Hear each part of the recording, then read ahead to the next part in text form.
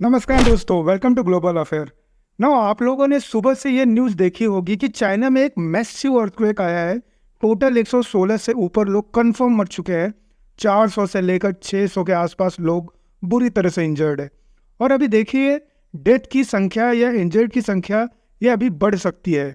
Now question यहाँ पर यह आता है कि क्या इस अर्थक्वेक के बावजूद इंडिया और यूएस हेल्प ऑफर करेंगे चाइना को या नहीं। बाय द वे, यहाँ आप देख पाएंगे इससे related article 116 kill nearly 400 injuries as 6.2 magnitude earthquake strike China Gansu. Gansu basically China का एक सेंट्रल एरिया है। यहाँ पर आप देख पाएंगे मैप पर, और यहाँ पर आपको देखने को मिलेगा जाएगा गांसू। और हम बात कर रहे हैं वेक्टर स्केल पे मैग्नीट्यूड की, तो इसको लेकर कई एस्टिमेट है। कुछ एस्टिमेट ये क्लेम करते हैं कि अर्थक्वेक की जो पावर है ये 6.2 मैग्नीट्यूड की थी, और कुछ एस्टिमेट ये भी क्लेम कर रहे हैं कि 6.5 मैग्नीट्यूड का अर्थक्वेक था। और एक मैसिव अर्थक्वेक माना जाता है, स्पेशली डेंसली पॉपुलेटेड एरिया में। और सोशल मीडिया पर आज के समय बहुत से वीडियोस अवेलेबल है जहां पर चाइना के कम्युनिस्ट पार्टी के लोग, सरकार के लोग कोशिश कर रहे हैं जो भी मलबे के नीचे दबे हुए लोग हैं उनको बचाने की। प्रॉब्लम यह है कि चाइना में इस वक्त सर्दी चल रही है, जो टेम्परेचर है ये सब जीरो के आसपास है। तो ऐसे टाइम में लोगों को बचा पाना एक बहुत ही मुश्किल टास्क होता है। और मैं यहाँ ये भी मेंशन कर दूं कि पिछले 10 सालों में चाइना ने इस टाइप का अर्थक्वेक नहीं देखा है। इस लंबे समय के बाद ऐसा अर्थक्वेक आया है जिसने हैवी डैमेज पहुँचाया है चाइना के सेंट्रल रीजन को। एक इंटरेस्टिंग बात मुझे यहाँ पर यह देखने को मिली कि ग्लोबली किस तरीके से रिएक्ट किया जा रहा है इस अर्थक्वेक को लेकर। रशिया ने अपनी तरफ से हेल्प ऑफर की है चाइना को। पुतिन के जो स्पोक्समैन हैं उनकी तरफ से कंडोलेंस आई है फॉर चाइना, और मेरे हिसाब से रशिया और भी बहुत कुछ करेगा चाइना की हेल्प करने के लिए। और बांग्लादेश की जो पीएम है उन्होंने भी अभी कहा है कि बहुत दुख लगा देखकर जो यहाँ पर कैजुअलिटी हुई है। इंडिया के तरफ से और यूएसए के तरफ से भी कोई भी फॉर्मल कॉन्डोलेंस नहीं आई है जब मैं ये वीडियो रिकॉर्ड कर रहा हूँ। और ना मैंने मोदी जी को देखा और ना जो बाइडेन को देखा कि किसी ने कोई अपने तरफ से कोई प्रतिक्रिया दी हो। जबकि आप हिस्ट्री में देखोगे ना, आज से कई साल पहले 2008 में चाइना में एक मैसिव अर्थक्वेक आया था। उस वक्त इंडिया ने बढ़ चढ़ के चाइना की हेल्प करी थी। इंडिया ने सप्लाईज भेजे थे, हमारे कई रेस्क्यू वर्कर्स वहाँ गए थे चाइना में। जिस तरीके से आपने देखा होगा, हमने ऑपरेशन दोस्त के अंडर टर्की की हेल्प करी थी। उस वक्त ह्यूज टर्की की हेल्प करने के लिए अपने मिलिट्री के और लोग को भेजा, वहाँ पर कैंप्स लगाए और हॉस्पिटल में हमने सर्व किया। That was something very special. तो आप मान लीजिए उसी स्केल पर इंडिया ने 2008 में इंडिया ने हेल्प करी थी चाइना की ड्यूरिंग अर्थक्वेक। उसके अलावा हमने पैसे भी ऑफर किए थे चाइना को $5 मिलियन का। फिर आप 2008 के बाद आप देखोगे 2013 में इसी टाइप का चाइना में अर्थक्वेक आया था। ऑलमोस्ट इसी डिस्ट्रक्शन का अर्थक्वेक आया था और कई लोग घायल हुए थे, और मैग्नीट्यूड था अर्थक्वेक का 6.6। उस वक्त भी इंडिया ने बहुत हेल्प करी थी चाइना की।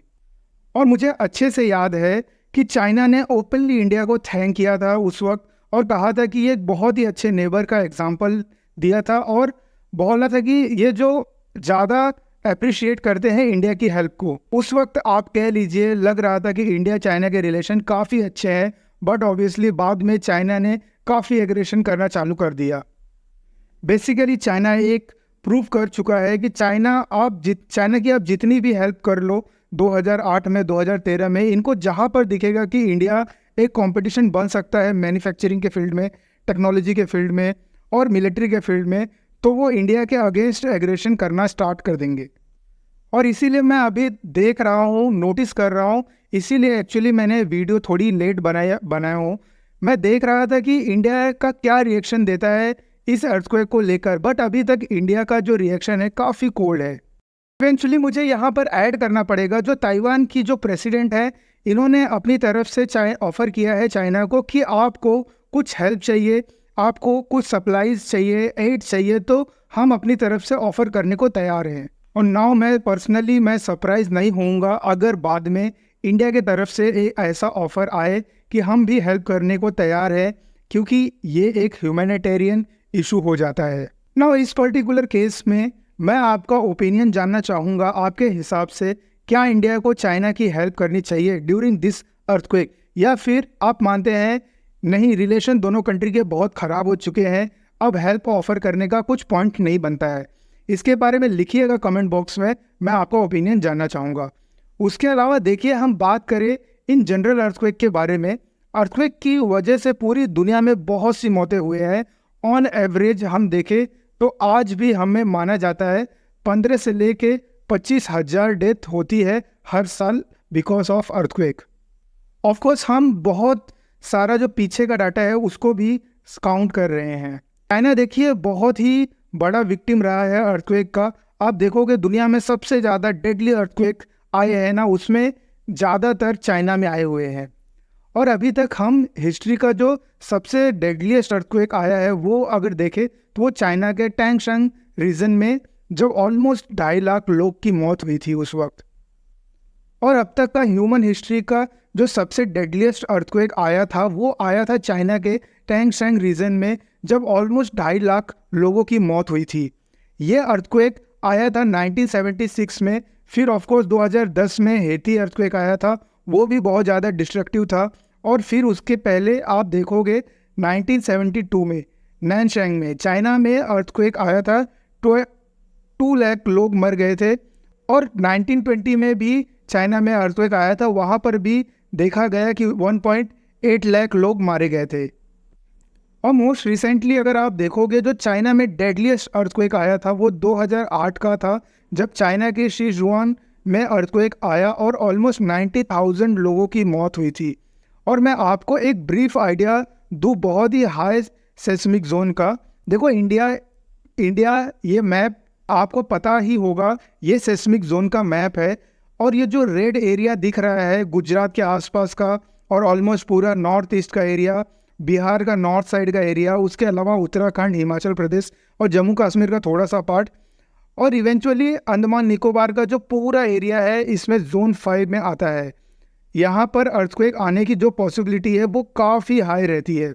और ये बात आप शायद जान के हैरान होंगे, भारत की जो कैपिटल है दिल्ली, ये भी जोन 4 में आता है। हिस्टोरिकली कई बार अर्थक्वेक आया है दिल्ली में, और आए दिन कभी न कभी ऐसा थोड़ा बहुत टर्मर फील हुए हैं अर्थक्वेक के। सेम चीज़ हम अगर देखें चाइना में, तो यहाँ बहुत ज़्यादा एरिया है चाइना के जोन 5 में आते हैं। मतलब यहाँ पर अर्थक्वेक होने के चांसेस काफ़ी ज़्यादा हाई रहते हैं। और इसलिए चाइना ने ओवर द ईयर एक अर्थक्वेक प्रिडिक्शन सिस्टम बिल्ड करने की कोशिश करी है, मगर मदर नेचर के सामने अर्थक्वेक का जो सिस्टम है वो काम नहीं कर पाता है। इवेंचुअली चाइना ने एक इलेक्ट्रोमैग्नेटिक सैटेलाइट भी लॉन्च किया है स्टडी करने के लिए, जो अर्थक्वेक के जो प्रीक्रूसर है वो क्या है, जो वार्निंग है अर्थक्वेक के पहले की वो क्या रहती है, ताकि मिनिमम डैमेज हो सके। बट अगेन ग्राउंड लेवल पर इसका कुछ ज़्यादा इम्पैक्ट दिखता नहीं है जब बात अर्थक्वेक की आती है। तो ये एक ऐसा नेचुरल डिज़ास्टर है कि हम कुछ कर नहीं सकते, ह्यूमन आर हेल्पलेस। एक बार के लिए कह सकते हैं जब साइक्लोन आने वाला होता है तो उस वक्त हम इवैक्यूएट आराम से कर सकते हैं बड़े इजी से। एक चाहे कितने भी पर्सन हो, 2 लाख हो, 5 लाख हो या 10 लाख हो, हम इजीली गवर्नमेंट वहाँ से लोगों को इवैक्यूएट करा सकती है। और मैं यहाँ जानना चाहूँगा आपके हिसाब से हमें ह्यूमैनिटी के साइड देखनी चाहिए, या आप मानते हैं चाइना का जो रवैया है वो उस वजह से जियोपॉलिटिक्स ओवरराइड कर देती है आज के समय इन कॉज को? चाइना की हेल्प करना आज के समय पॉइंटलेस है। लिखिएगा अपना कमेंट ज़रूर, मैं जानना चाहूँगा आपका ओपिनियन।